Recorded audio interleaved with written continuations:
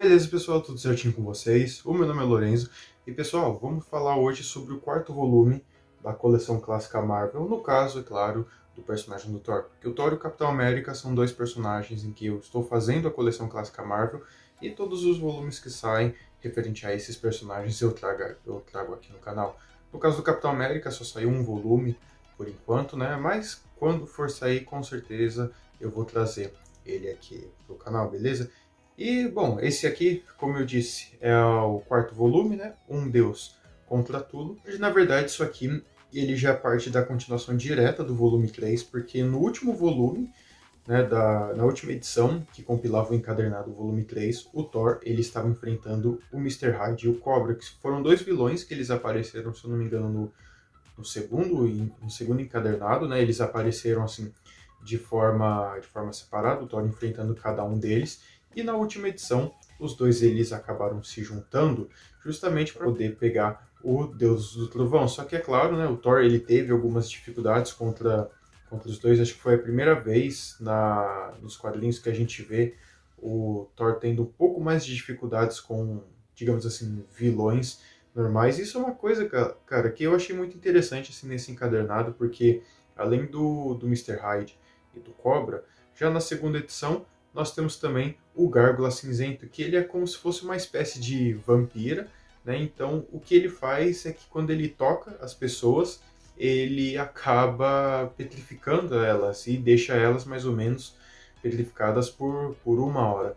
E, cara, essa edição aí que ele luta contra o Gárgula Cinzento, realmente foi uma edição que acabou me assustando, porque eu realmente achei que ele ia dar um jeito no Deus do Trovão. Eu não sei atualmente se ele tá ainda no universo Marvel, se ele é bem aproveitado, mas olha, eu vou dizer para vocês que é um vilão assim que para essa história do Thor eu gostei bastante, eu acho que até seria mais interessante a gente acabar vendo ele, né, futuramente em outras histórias. Aí já na terceira edição aqui nós vemos novamente o Thor confrontando o Loki. Só que dessa vez o que acontece é que o Loki ele captura a Jane Foster e ao mesmo tempo ele dá um jeito de acabar enganando o Dr. Blake trocando o cajado dele. Então, no momento em que o Dr. Blake ele acaba colocando seu cajado no chão, ele não se transforma no Thor justamente porque o Loki conseguiu enganar ele. Só que antes disso, o Dr. Blake ele tinha feito uma cirurgia, né? Ele ajudou o Doutor Estranho. O Doutor Estranho ele estava precisando de ajuda e o Thor acabou sentindo a necessidade, acabou sentindo que alguém estava precisando de ajuda. Então, o Thor acabou levando ele, né, ao Dr. Blake. E então o Dr. Blake ajudou e o Dr. Estranho ele fez uma promessa de que ele poderia ele poderia pedir ajuda do Doutor Estranho para qualquer coisa que precisasse. E, cara, é interessante porque eu não cheguei a ler, né, o volume dos Vingadores aqui da coleção clássica Marvel, mas no Thor a gente vê bastante isso, em que os Vingadores eles não sabem da identidade um do outro. Eles estão lá, mesmo assim, lutando com super-heróis, como super-heróis, né? Mas ninguém sabe a verdadeira identidade um do outro. Isso foi uma coisa bem interessante e algo que a gente vê bastante nessas edições aqui do Thor. Então acaba que o Don Blake descobre, né, que a Jane Foster foi capturada pelo Loki e ele pede ajuda do Doutor Estranho. E o Doutor Estranho, claro, usando as suas artimanhas, usando o seu título como mestre das artes místicas para poder ajudar o Thor. Isso é uma coisa bem interessante e até mesmo a gente vê um pouco mais assim, né, do relacionamento ou da intriga em que o Thor ele está tendo com o Odin por causa daquela questão lá da Jane Foster e os dois ainda, apesar do Thor, do Odin amar o Thor, ele ainda fica meio naquela, mas meu filho, que é uma mortal, que não presta, e acaba que acontece ficando nesse relacionamento aí. Já na próxima edição, nós temos o Thor contra o Magneto, tanto que ele tá até aqui, na contracapa. E, cara, é uma história bem interessante, onde o Magneto ele tá tentando descobrir o lugar da onde os X-Men estão, só que nesse meio tempo ele acaba encontrando o Thor e os dois acabam se enfrentando. Foi uma coisa que eu estranhei, né? Eu não sei se tinha algum problema disso aí na época, até porque o Stan Lee e o Jack Kirby escreviam também, Mas quando os X-Men eles apareceram nessa edição do Thor, eles apareceram assim, sabe, tipo, de relance. Você via o raio vermelho do Ciclope, você via a mão do Fera, mas em si, a equipe sim, em si dos X-Men, eles não chegaram a aparecer.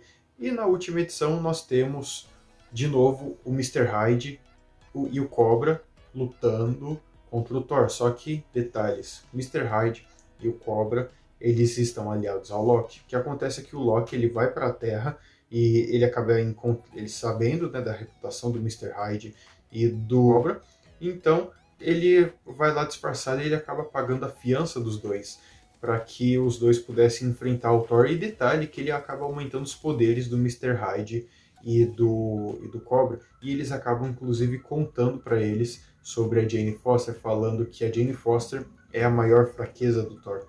Cara, sim, tipo, foi outro encadernado que ele acabou terminando com o Mr. Hyde e o Cobra.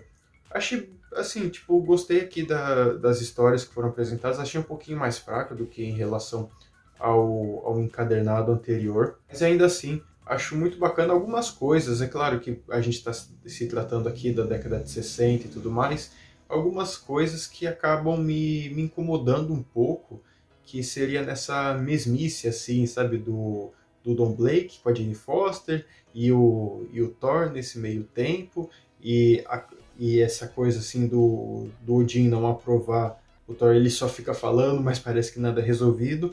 Mas como eu disse, isso aqui são coisas que são da época, né, dos quadrinhos. Então a gente já avançou muito no tempo, então o que precisa ser feito mesmo é a gente tentar se transportar para a década de 60 para poder entender mais, para poder compreender mais sobre os quadrinhos. Mas é claro que a gente acaba tendo um pouquinho da mentalidade aqui no período atual e a gente fica incomodado com essas coisinhas. Mas ainda assim, não deixa de ser uma excelente história para quem gosta do Thor, para quem quer ver mais as histórias clássicas e tudo mais.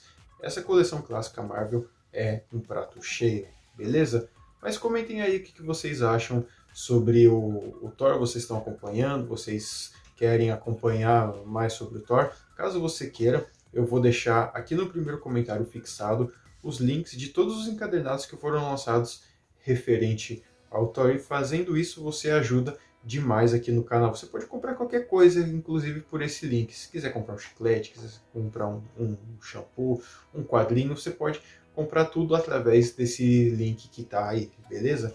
Eu vou indo nessa e não esqueçam de me seguir lá no Instagram, que eu sempre estou postando coisa nova por lá. E daqui a pouco eu volto com outro vídeo. Fui!